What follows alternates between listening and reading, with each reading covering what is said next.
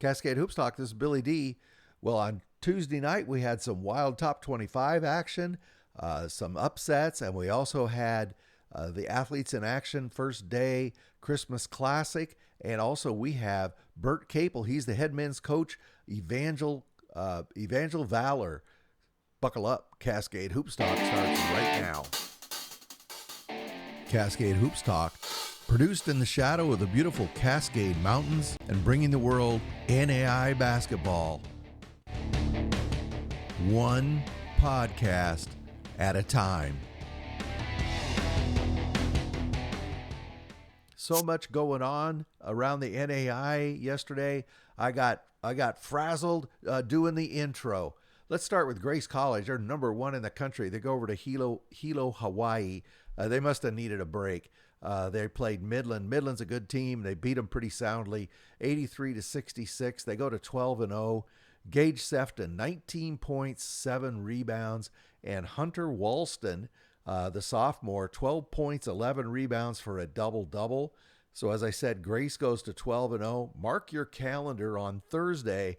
On Thursday they're going to play Nelson, Arizona. It's still going to be a tough game, but I was thinking that was Texas. My mistake. Let's go to Indiana Wesleyan here. They go out to Arizona Christian. You guys already know this already.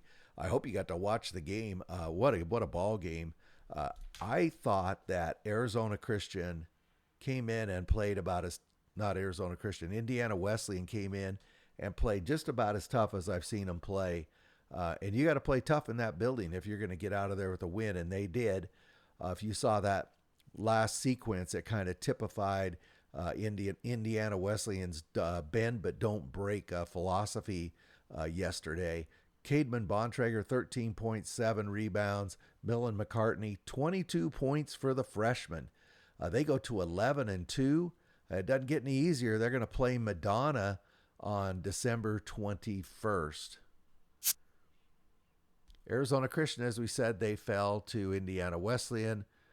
They play Huntington. They got another Crossroads League team on Thursday. They're going to play that game in the Coyote Center. I only put that down there so I wouldn't forget. It's over at Chandler Gilbert Community College. I had to look it up. It's a pretty nice gym. So that ought to be kind of interesting. I don't know if they're going to carry that game or not on the video, but that's where they're going to play Huntington. University of the Cumberlands, they go down. Their 13-0 winning streak is ended. Pikeville got them 86-80.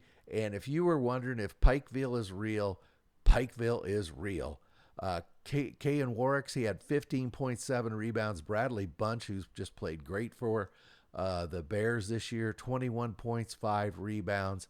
So don't shed any tears for Cumberlands. They're going to be just fine. You know, the universe doesn't like undefeated teams.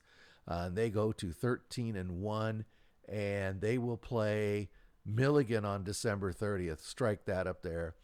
They play Milligan on December 30th. And speaking of Nelson, Texas. Oh, no, that's not right. Okay, the world's back on its axis. So Nelson played Florida Memorial last night. They won that game 90-76. This was a slug match. Obviously, Florida Memorial, I say obviously, but Florida Memorial won the boards. But Nelson did a good job of keeping them off the three-point line. And they had too much Micah Clark, 37.7 rebounds. 37.7 rebounds. I thought he was going to cross 40 there for a little bit. Traylon Green, he had 8 points, 7 assists. So they are 11-2, and they are going to play John Brown on January 8th. So they get a little bit of a break now. 37 points. Georgia Gwinnett, they fall in that Athletes in Action Christmas Classic. They fall to Marion 82-76. A real back and forth game. But in the second half, you know, Georgia Gwinnett just could never break through in that second half. They get close, but they just couldn't break through. I don't know how else to say it. So Georgia Gwinnett goes to 10-4, and they're going to play tomorrow in that Athletes in Action Christmas Classic. and I believe they play Rio Grande. I'll show you that Christmas Classic in a moment. We'll confirm that.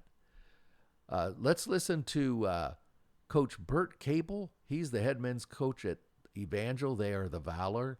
If you listen to this show, you've heard me talk about how the Valor are on the rise, and their stock is going up, and they're moving up in the standings. I wanted to get a hold of Coach Capel and talk to him about it. So anyway, take a listen. Bert Capel, Evangel Valor.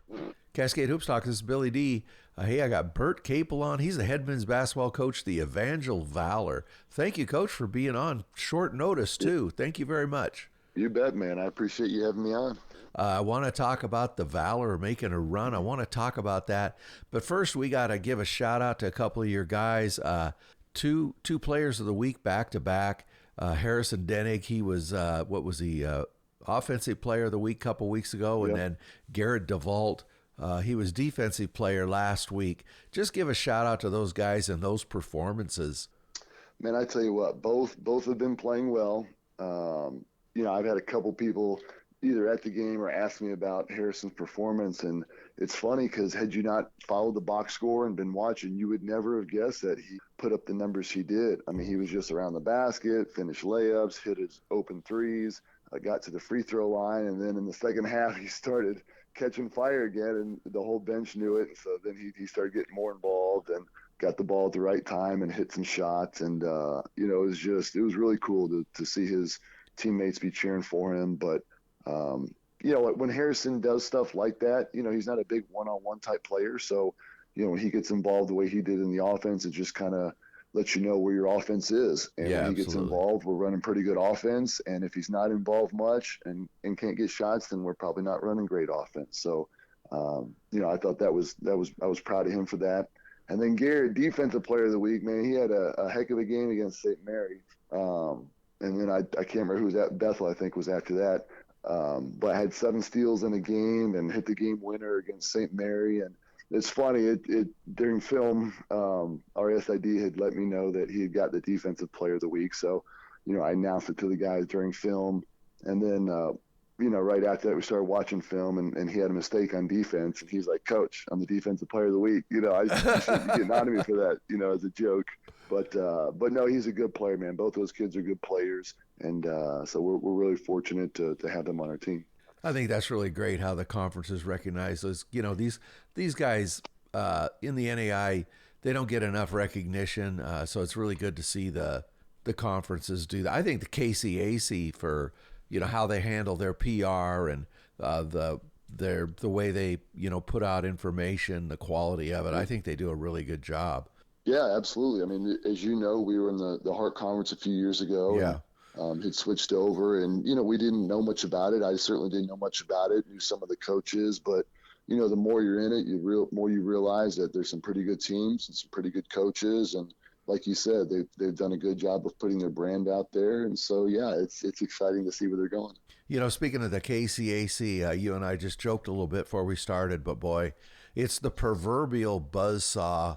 If you're paying attention from afar, if somebody asks about the KCAC, they're probably going to mention Oklahoma Wesleyan Friends, maybe Bethel. Sure. But you and McPherson are both only a game back. And then, there's three teams, only 2 games back. So it's just completely bunched up. So every night you're playing somebody who 1 or 2 losses can move you 3 or 4 spots. Just talk about the league. You're looking at the schedule as a coach, and you're like, oh man, do we get a chance to get a break anywhere? Is there going to be easier games somewhere? And you look down there, and you're like, man, there just isn't. There's nowhere where you like, if we're struggling or something happens, we can get a win there. It's just every night, it's just a tough game, and so. I mean, you're right. I think it helps you in the end for sure. The tougher teams you play and the more battles you have, the better team it makes you. But on the flip side of that is, you go a few games and you lose some tough ones, and it's hard to recover because those, you can't find a way back to the top. So, yeah, I mean, this year, there's a lot of teams last year that lost a lot of guys to graduation. Yeah. And so you think, well, maybe those teams will be down a little bit or won't be ready to go so much at the beginning of the year. But we'll figure it out later. And that hasn't been the case at all, man. Those teams that are up there, you mentioned, I mean, they deserve to be up there. They've done a good job, and it'll be a tough year. The conference ended Saturday, so everyone's got their Christmas break coming up, and January starts all over again. So we'll see what happens. So the team's playing pretty well. Correct me if I'm wrong. I think you have 6 in a row now. Yeah. Last year you struggled a little bit. Everybody knows that. What are some of the keys to turning the team around this year? You're much Yeah. more competitive. Yeah, it was hard. A couple of years ago, we made that little run. We lost quite a few good players of that team, and so we felt like last year was like kind of not quite starting over because we had a few guys left from that group, and just struggled a little bit wise. Just I didn't think the leadership was great. No bad kids, nothing bad. Just had a hard time figuring it out for a little bit, and then we lost a bunch of those guys to graduation. So we're almost a completely different team than we were a couple of years ago. And we felt like that we were going to have had a chance to have a good team this year. We had some good kids coming in and guys that fit what we were trying to do. And we had a tough non-conference schedule early, and I just didn't think, at least this year, that we were quite ready for those games. Yeah. We had a lot of freshmen that played last year, and then they were kind of new figuring it out. And then we had a few transfers with it. And while they're all, we feel like pretty good players and compete and tough kids, it just wasn't there yet. And as a coaching staff, we could feel it that we needed a little more. We had to get better. And credit to the guys, they just kept hanging in there and listened to what we said and just kept working or whatever. And I feel like that the more we played, the better we got. And sometimes when you compete in close games, it kind of makes you a better team and draws you closer together. And we beat Tabor in overtime, which was tough. Yeah. And then St. Mary and then Bethel and Ottawa. They were all close games that we found a way to win. And I just think that's helped bring us a little closer together. And so I don't know. I think that we still have a chance to be good, but you got to, like you said, with the KCAC, you got to find a way to bring it every night. And we're gonna have to guard a little better. We're gonna have to run a little better offense. And I don't know. I hope each game we get better. And if we do that, I think we'll be competing somewhere. You kind of have your lineup is kind of interesting. You're starting a couple of seniors. I want you to talk about them, but also right under that you play a bunch of sophomores. So Yeah. you've got a really good blend. That's what coaches really want. You want that leadership, but you also want to be building toward the future. But we mentioned Garrett DeVault a couple minutes ago. He's kind of your anchor right now. And then Dave McMillan, the other senior. Those guys, they play long minutes for you. They seem to be kind of the heart and soul of the team right now. Yeah, I mean, Garrett's been here for 4 years. He was a part of the runs we had made earlier as a young kid. I thought he did a good job stepping up last year when we had lost those guys to graduation, just trying to figure it out. And then this year, he's got some help too. We brought some transfers in, like you mentioned, Drew McMillan. Jacob Lafferty was another one. Tommy Pinniger. Those are guys that we had brought in as transfers that, were from the area. We had known about them. They were looking for a place to play. And it was just a natural transition, but it's just helped all together. I mean, you mentioned the sophomores that we play. They were redshirting that year that we made it to the Elite Eight, just kind of sitting and observing and practicing and got to see how it was. And then obviously last year they were freshmen and this year sophomores. And we always felt like that class was good, but needed some older guys to kind of help them out. So, I don't know. I think Jacob Lafferty has been one of the bigger difference makers for us this year. Yeah. Just his size and athleticism at the four. We usually play 4 guards at that 1 through 4 spots.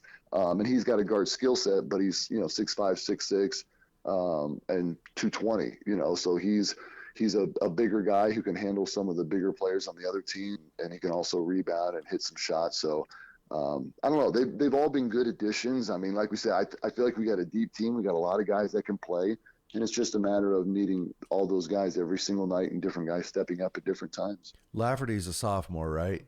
Yeah, sophomore. Yeah, so you have a pretty good obviously you have a good future with all these sophomores that you're playing, but I think you're playing about 10 guys, aren't you? You're about a 10-man rotation, something like that. We felt coming in the year, we probably had closer to 12 or 13. Bryce Ware, who you had mentioned as a senior this year, he was starting for us. First 8 games of the year, broke his hand in the very first play against Friends. Yep. So he's been out for about a month. We'll get him back in January. But yeah, I would say we're right around that 10 or 11 mark. I guess as a coach, it's hard for me to play a ton of guys. I've just never been able to do that. But I know we have them, and I'm just trying to figure out the right way to do that. But give those guys credit that are 10, 11, 12, being able to, not have regular minutes or not have a ton of minutes, yet still find a way to get in the game and make things happen. I thought Cole Griesler did a great job last game, just came in, hadn't played in a couple games, and did a good job knocking shot down. And then AK State Balance was huge against Ottawa at Ottawa. He hadn't played in a couple games and came in and gave us good minutes. So, as a coach, you know who you guys are that can score and are a big part of the team. But there are times when foul trouble or injuries or sickness or just don't have it that game, those things happen, and you need other guys on the team to step up. And it's been a total team effort so far. So we just something we got to keep on going the second semester. Just to give you heartburn before Christmas, let's take a second look at your schedule. You talked about the KCAC can be a nightmare. So you went out and you scheduled Columbia as your non-con game just before Christmas. They're 10-2. The KCAC, I thought that was an easy game. So. They've knocked off, what is it, Graceland and Central Methodist? Yeah. I know they knocked off those two. They're really good. And you're going there. But don't worry about it. Right after Christmas, you just got McPherson coming in, and then you got to go over and play the Jinx there. Never easy. When I look at your schedule, just all across the KCAC, it's we talked about it a second ago, but just talk about this stretch you have coming up and how you get the guys through that Columbia game, because I believe that's an important game for you on the standings and the power, what do they call it, the RPI and all that. Yeah. The guys cannot, that's a critical game for you. Yeah, obviously conference games are the most important. You're trying to figure out how to win those games. But as a coach, you're still trying to schedule some non-conference games that'll, just help you, be a better team and compete with them. But also good teams who are going to have good years that do help your RPI and strength of schedule. And Columbia is certainly one of those. I mean, we've gone back and forth with home and homes with them the last few years. Obviously, they're a good team, and Thomas does a good job with them, coaching them. But yeah, we had them the first game last year at the opening of our new arena, and then we went back there. But I mean, like you said, you're focused on the conference, and I think as a coach, you always worry about a couple things. One, Christmas break coming up, can you keep locking it? Yes, it's not a conference game, but it's certainly a game that we need, because you hate to go back later and say, man, if we'd have just got that game, maybe things would have been different. When tournament selection comes around. Absolutely, yeah. But also Christmas break too. I mean, if you're a team that's doing really well and you feel like you're playing well and you see Christmas break coming, you're just like, man, yeah, I hope that we can find a way to get our break and go home and relax for a little bit, but somehow come back and keep that momentum going. And if you're a team that might be struggling a little bit, or you're trying to find your groove, or you got some guys injured, you can't wait for the break to come because you feel like you can start over in the second semester. So, I think we are playing well. I still think we have a little ways to go. We could get a lot better in different areas. Yeah. And, like you said, I think tomorrow's game is certainly a big game on the road. We got to find a way to win and then take a little Christmas break and come back with that same edge that we have. So, I don't know, a lot ahead of us, but I know other teams are in the same boat and just trying to matter of figuring it out, I guess. Well, I've been watching the KCAC. I track the conferences fairly close, and I've been seeing you guys make a charge, and it's been kind of fun watching you kind of stair step up through those standings. And you've got to be excited as a coach. I know you've been at this a number of years, but to see your team make that charge, I mean, you've been around it before. You can see it all come together, and it just feels like it's kind of you're getting there again. Sure. No, I appreciate it. I mean, I think you're right. Like I mentioned earlier, I just didn't think to start the year we were quite there. As a coach, sometimes you can feel it. You're like, the players are excited and they want to do well, and you're playing some good teams, but it's not working out. But as a coach, you just kind of say, hey, it's there. We just haven't finished games. We haven't done a good job of executing defensively. We're not playing hard enough, not rebounding the basketball. But like I said, I had to give them credit. They just kept hanging in there, kept listening, coachable, trying to figure it out. And, sometimes as coach, if you got it, if you don't. And I feel like with this team that was there, it just wasn't there yet. And I don't know. I'm hoping that each game we can just keep getting a little better. And by the end of the year, I mean, that's obviously when you want to be playing your best. You'd rather be playing your best at the end than at the beginning. But at the same time, you don't want to drop a bunch of games early where it puts you in a bad situation later. So I do feel like we're in a good spot. Some of those games you wish you could get back. You feel like if you Yeah. played them now, maybe things would be different. But you learn from it, you move on, and I'm excited about these guys. Like you said, there's like a level of excitement where you're excited about where they're headed, but then you look at the schedule again, you're like, oh, gee, we could be excited about what we're doing, but we still got a lot of good teams to play, and Absolutely. it may not end up the way we want. So, but we'll keep fighting, and yeah, we'll see what happens. Well, Coach, I really appreciate you taking a couple of minutes, talk some KCAC basketball. I wish you a lot of luck. Actually, when this comes out, it'll be the day after the Columbia game, so I'll make sure we talk about the win as well. But If they haven't, just leave it out if that's the there case. you Leave that no. part out.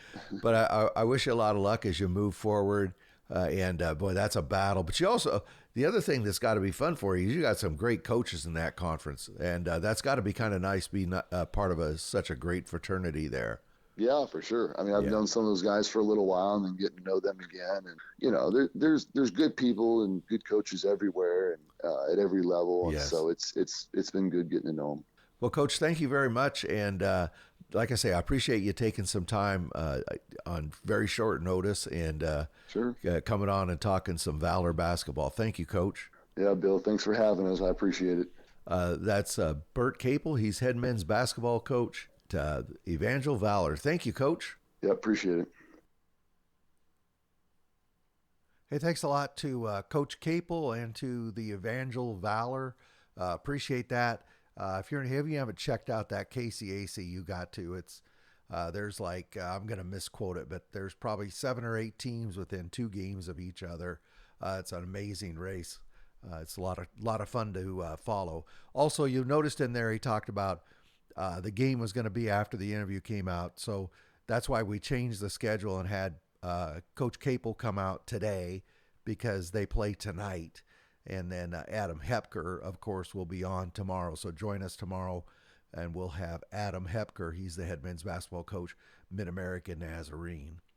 Also, I wanted to take a couple minutes and talk about the Athletes in Action Christmas Classic. It's being played in Xenia, Ohio.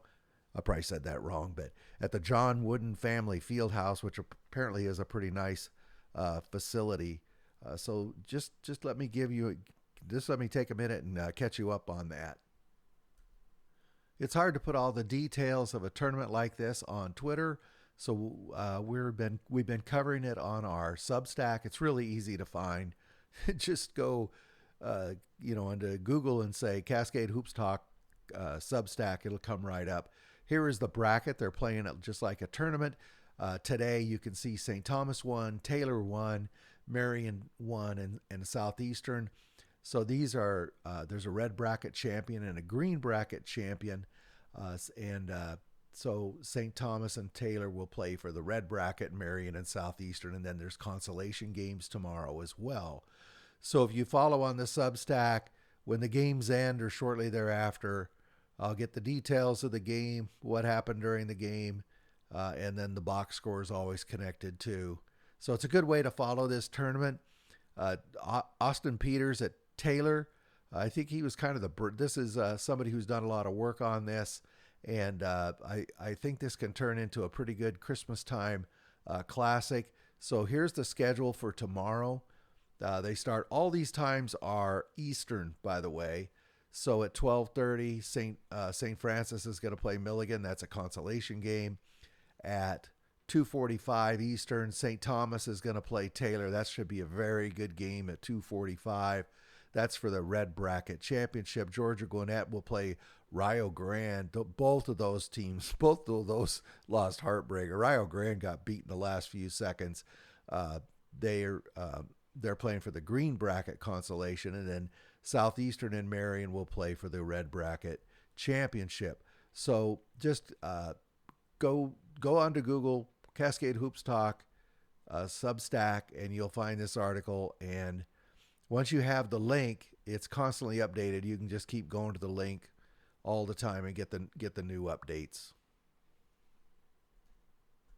Also, one last thing, don't forget, this morning, The next poll comes out that December 17th poll. If you saw the RPI that came out yesterday, I'll tell you what, there's going to be some shakeup tomorrow when that poll comes out. It's going to be pretty interesting. Usually you can get it. Well, this is the way I do it. I kind of watch the X or Twitter for it on the NAIA page. Usually comes out around 8. They start putting all of the rankings out, and then eventually the men's basketball comes out. So watch for that later this morning. Hey, that's what I have for you today. We'll be back tomorrow, catch you up on what's going on around the country, as well as we'll have Adam Hepker, head men's basketball coach, Mid-American Nazarene. Thank you.